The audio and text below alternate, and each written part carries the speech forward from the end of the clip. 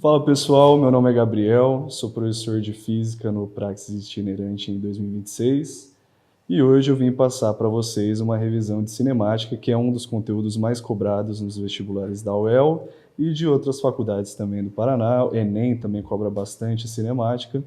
Então hoje a gente vai fazer uma revisão zona de cinemática básica, passando desde os conceitos iniciais, indo para movimento uniforme, movimento uniformemente variado, e finalmente falando de movimento oblíquo, que junta bem os dois conceitos de movimento uniforme e uniformemente variado, certo?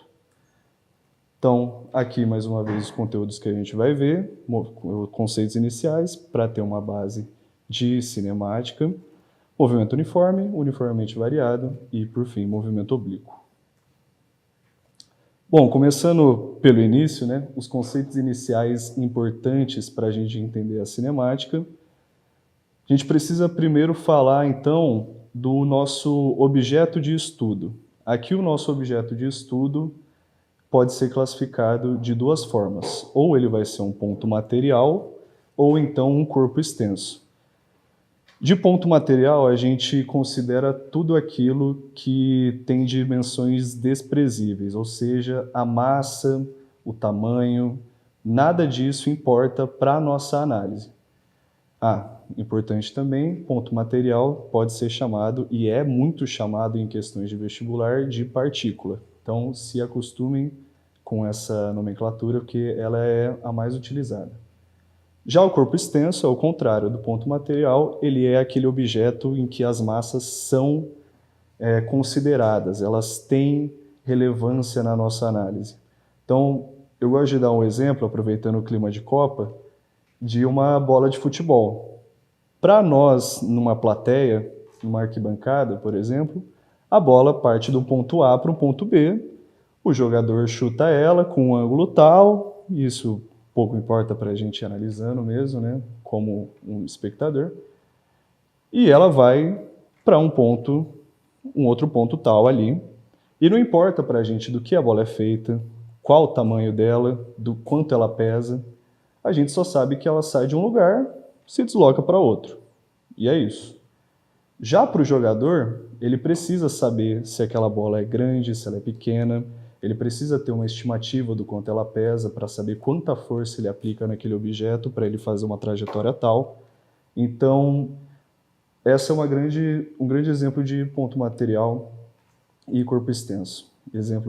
Um exemplo em que não importa o tamanho, as proporções, as dimensões do objeto, e um exemplo em que isso importa e interfere muito com o resultado dos experimentos. Falando, inclusive, dessa diferença de telespectador para o jogador, a gente tem que ir para referencial. O referencial, ou sistema de referência, é o que vai ditar se um objeto é um ponto material ou um corpo extenso. Além disso, ele observa o estado dele, então se ele está em repouso ou movimento,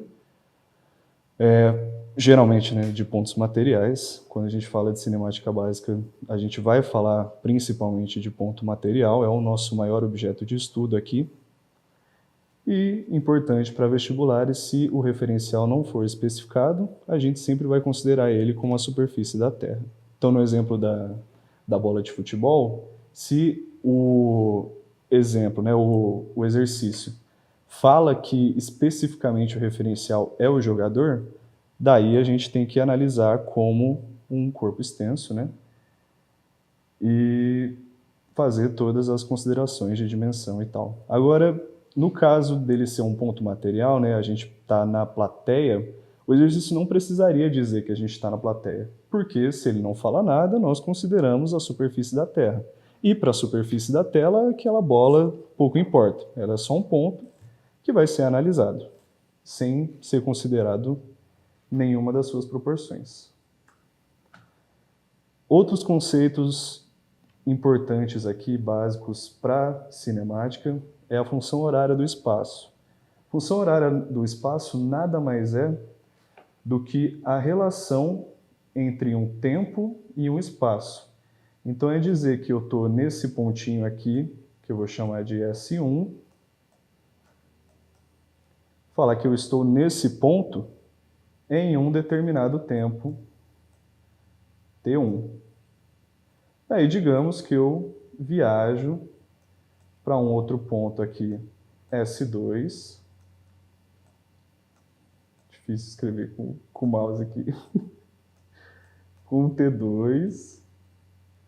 Acho que dá para entender, né? Então, digamos que eu me desloco. A gente pode fazer um cálculo com essas 4 variáveis, né? Essas 2 relações de espaço e tempo, para então calcular a nossa variação de tempo e a nossa variação de espaço.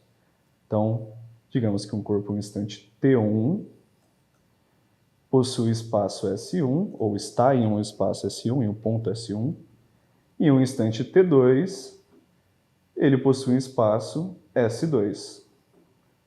Daí nós podemos calcular a nossa variação, dado por esse símbolo aqui, o delta, de tempo, que é o tempo final, ou nosso T2, menos o inicial, que é o nosso T1, e podemos calcular também a variação de espaço, que é o nosso S2 final, menos o nosso S1 inicial. Essa é a base para a gente ver, logo depois, velocidade escalar média, que é o que a gente vai ver agora. Então, a velocidade escalar média é dada como a razão entre a variação de espaço e a variação de tempo. Então, eu vou do ponto S1 no instante T1 ao ponto S2 no instante T2, e eu calculo quanto tempo eu demorei para percorrer essa distância total. Vale destacar aqui que a unidade no SI é o metro por segundo, muito importante a gente saber disso. E com a velocidade no jogo, a gente pode caracterizar o movimento, sendo ele progressivo ou retrógrado. Progressivo é aquele movimento em que o deslocamento é feito no mesmo sentido da trajetória. Outro ponto importante, entender trajetória. A gente, num deslocamento unidimensional, né? Unidimensional, que é o que a gente vai ver mais para frente aqui nessa aula, que seria o movimento retilíneo, a gente vai de um ponto no espaço para outro em linha reta. Nesse caso, uma linha não tão reta. Deixa eu fazer outra aqui. Aí. Então, um movimento unidimensional que vai de um ponto a outro. Nós podemos, então, ir da esquerda para a direita ou da direita para a esquerda. Esse é o sentido da nossa trajetória. Então, geralmente, a gente analisa um movimento da esquerda para a direita. E daí nós poderíamos classificar esse movimento como progressivo se a velocidade estiver para a mesma direção, lembrando que a velocidade nós analisamos como escalar, mas é uma grandeza vetorial, logo ela tem direção e sentido. Se ela estiver, então, para a mesma direção do sentido da trajetória, a gente vai falar que é um movimento progressivo. Então, o V maior que zero. Já se ela estiver para trás, por assim dizer, né, a gente vai considerar ela como sendo negativa, menor do que zero, e caracterizamos esse movimento como retrógrado. Falando agora de movimento uniforme, que é a aplicação desses conceitos básicos que a gente viu, é aquela em que a velocidade escalar é constante e diferente de zero. Então, nós não temos variação de velocidade aqui. Temos variação de tempo e variação de espaço, mas a velocidade se mantém a mesma em todo ponto da trajetória. Então, é um movimento retilíneo uniforme, ou seja, obedece uma trajetória retilínea, em linha reta, e a velocidade média é igual à velocidade em qualquer ponto, ou seja, se a gente pegar todas as velocidades daquele sistema e fazer uma média aritmética delas, ela vai ser igual à velocidade em qualquer ponto daquela trajetória. No movimento uniforme, nós temos a nossa primeira grande equação de cinemática, que é a função horária do espaço no movimento. Como o próprio nome sugere, ela relaciona o espaço com um tempo no movimento uniforme.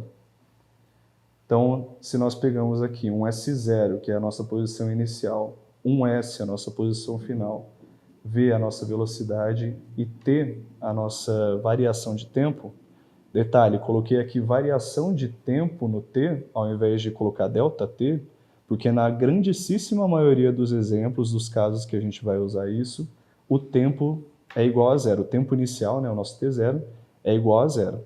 Então, se a gente fosse fazer, voltando aqui, o nosso ΔT seria o nosso T menos T0, que é igual a zero, ou seja, é T. Então, ΔT igual a T nesse caso. Daí nós temos a nossa primeira função legal aqui para a gente trabalhar, que é o S igual a S0 mais VT, o famoso sorvete. Não é o sorvetão ainda, vamos chegar lá. E utilizamos isso ou para calcular o espaço final ou a velocidade do sistema, geralmente, né? Ou o tempo também podemos usar. Agora, falando de um movimento uniformemente variado, é aquele em que a velocidade varia com o tempo. Então, nós temos a presença da aceleração diferente de zero. Então, falando de aceleração, ela é definida como a razão entre a variação de tempo, a variação de velocidade e a variação de tempo. Então, quanto varia aquela velocidade em um determinado tempo. E a unidade no SI, né, o Sistema Internacional de Medidas, é metros por segundo ao quadrado. Dentro do movimento uniformemente variado, nós temos três equaçõezinhas importantes, que é o nosso sorvetão, o vovô ateu e Torricelli, que são os macetinhos que a gente usa. Torricelli é o único chato que não tem macete. Então, aqui nós temos o nosso sorvetão, que é a função horária do espaço no MUV. A gente acabou de ver a função horária do espaço no MU, então agora vamos ver no movimento uniformemente variado. Pegamos ali o nosso S0, o nosso S, igual anteriormente. Dessa vez utilizamos um V0, porque a velocidade não é mais a mesma em todo ponto. Então temos uma velocidade inicial e uma velocidade final. E o T, variação de tempo, com o T0 igual a zero, da mesma forma. Então essa é a nossa equação, S igual a S0 mais V0T mais AT quadrado sobre 2. Se vocês perceberem, a gente só mexeu, só adicionou, né, essa partezinha aqui e mudou esse V, que era anteriormente, para V0, que é a nossa velocidade de referência para fazer o cálculo. Então, adicionamos essa partezinha do AT quadrado sobre 2 para daí incluir a força da aceleração nesse movimento. Vamos para a nossa segunda e terceira equações. A primeira que a gente vai falar dessas outras duas é a função horária da velocidade no MUV. Então, a função que relaciona a velocidade com um tempo. Nós temos aqui o nosso V, que é a velocidade final, o V0 novamente, que é a velocidade inicial, e adicionamos o nosso A mais uma vez, né, que é a aceleração com um T de variação de tempo, e é a nossa famosa vovô ateu. Pelo que eu percebi dando aula esse ano, a galera não está manjando desses macetes. Então, eu acho importante falar aqui que geralmente a gente usa esses macetes para lembrar das equações. Então, sorvetão, vovô ateu. Então, V igual a V0 mais AT. Passando para a equação de Torricelli agora. Ela é muito útil nos exercícios porque muitos deles não dão o tempo. E se vocês perceberem, essas duas últimas funções são funções horárias do espaço e da velocidade. Então, elas utilizam da variável tempo para fazer os cálculos.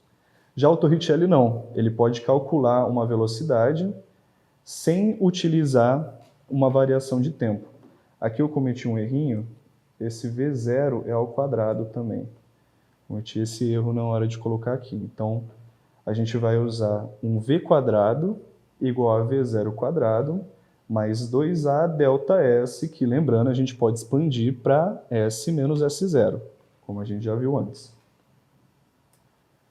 Agora, falando de movimento oblíquo, ele engloba todos esses conceitos de MU e MUV que a gente viu. Por isso, eu recomendo muito que vocês estudem movimento oblíquo, porque vai falar de decomposição de vetores, que a gente vai ver daqui a pouquinho, e utiliza as funções de todos esses tipos de movimento que a gente viu. Então, primeiro nós vamos falar de movimento vertical. Acho bom falar, o movimento oblíquo é aquele em que nós paramos de analisar um sistema unidimensional e passamos a analisar um sistema bidimensional.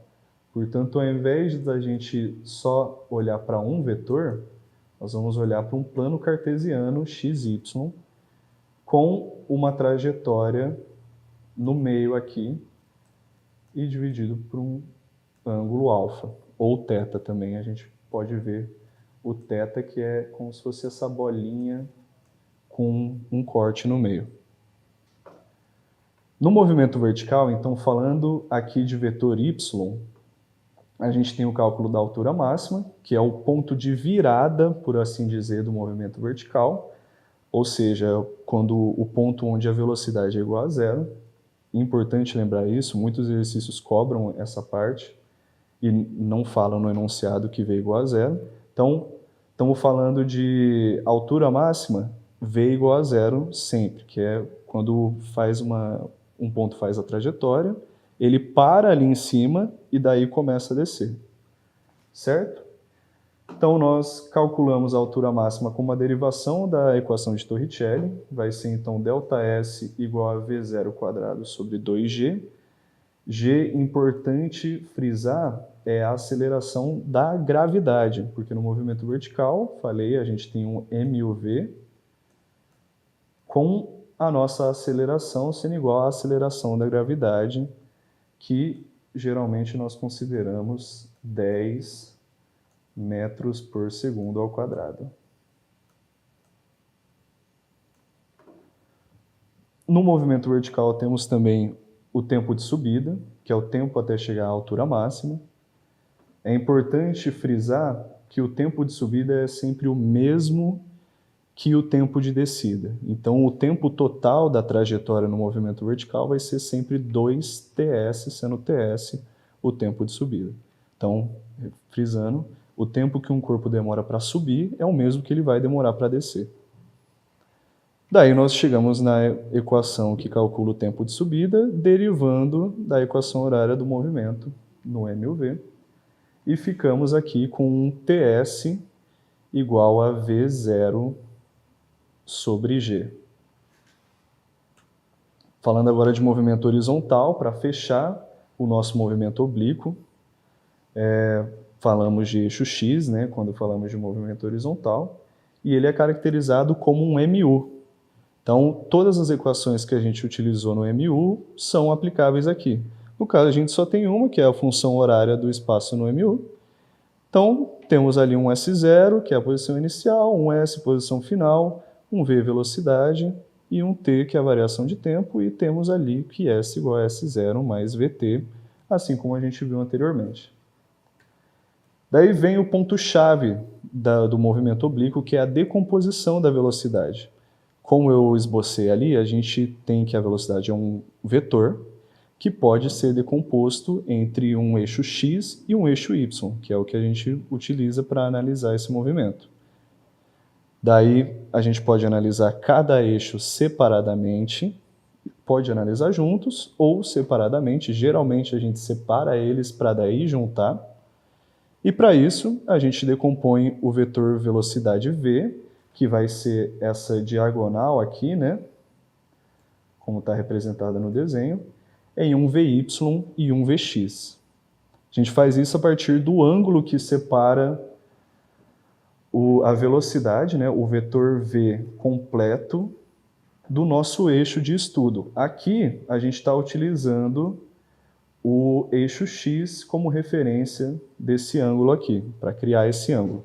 Mas a gente poderia, e é muito utilizado em exercícios, o eixo Y. Só que daí a gente vai inverter essas equações aqui, tá bom? Então, Como calculamos o Vy e o Vx? A gente vai sempre pegar esse V e decompor ele multiplicando pelo seno ou cosseno de alfa. A gente fala geralmente para ter com o macete que a gente utiliza o cosseno no eixo que está com o ângulo. Então, como nesse caso a gente está realizando esse ângulo sendo entre o V e o Vx, né, entre o vetor V e o vetor x, a gente utiliza no cálculo do Vx o cosseno, porque ele está com o ângulo. Já o vetor y está sem o seno, então a gente usa está sem o ângulo. Então a gente utiliza o seno. Para lembrar, sem seno, com cosseno, para tentar lembrar aí, porque isso aqui, como eu falei, não é uma regra. A gente não vai utilizar o seno para calcular o Vy sempre e nem o cosseno para calcular o Vx sempre. Agora, só para frisar tudo e fazer alguns ajustes. Na decomposição da velocidade, como a gente não está utilizando o V puro que a gente utilizou nos outros movimentos retilíneos, a gente vai ter que olhar para cada função do movimento vertical e horizontal e fazer adaptações. Então, ao invés de utilizar o V puro, como a gente utilizou aqui, a gente vai utilizar o Vy para o movimento vertical, daí então vira o V0 vezes seno, e na altura máxima também, né, vai utilizar daí o V0 quadrado vezes seno quadrado. E no movimento horizontal, nós utilizamos então o Vx, daí para a nossa função horária do espaço, a gente vai fazer então S igual a S0 mais V cosseno alfa vezes T, certo? Bom, gente, obrigado. Essa foi a nossa revisão de cinemática, um vídeo meio curto, daria para falar mais um tempo, até estourei um pouquinho o tempo aqui, mas espero que seja de ajuda para vocês. Estudem cinemática, muito importante para o vestibular. E é isso, espero que tenha sido útil. Obrigado, hein?